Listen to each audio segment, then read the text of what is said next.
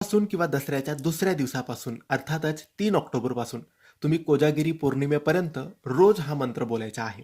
कोजागिरी पौर्णिमा यावर्षी 6 ऑक्टोबरच्या दिवशी आहे. तर तुम्हाला फक्त 2-3 किंवा 3-4 दिवस हा मंत्र जप करायचा आहे. कोजागिरी पौर्णिमा लक्ष्मीचा दिवस मानला जातो.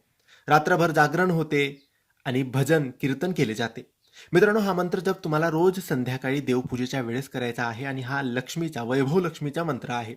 हा मंत्र जप महिलांनी केला तरी चालतो, पुरुषांनी केला तरी चालतो. फक्त विश्वासाने, मनोभावाने, कोणतीही घाई न करता हा मंत्र जप करायचा आहे. हा मंत्र जप केल्याने जीवनात सुख, समृद्धी आणि धनलाभ होतो. खास करून या दिवसांमध्ये, जे की लक्ष्मीचे दिवस मानले जातात. दसरा संपला की दुसऱ्या दिवसापासून लक्ष्मीचे दिवस मानले जातात. कोजागिरी पौर्णिमा, त्यानंतर लक्ष्मीपूजन. आता हा मंत्र कोणता? तर हा मंत्र आहे ओम श्रीं ह्रीं क्लीं श्री सिद्ध लक्ष्मी नमः. ओम श्रीं ह्रीं क्लीं श्री सिद्ध लक्ष्मी नमः. या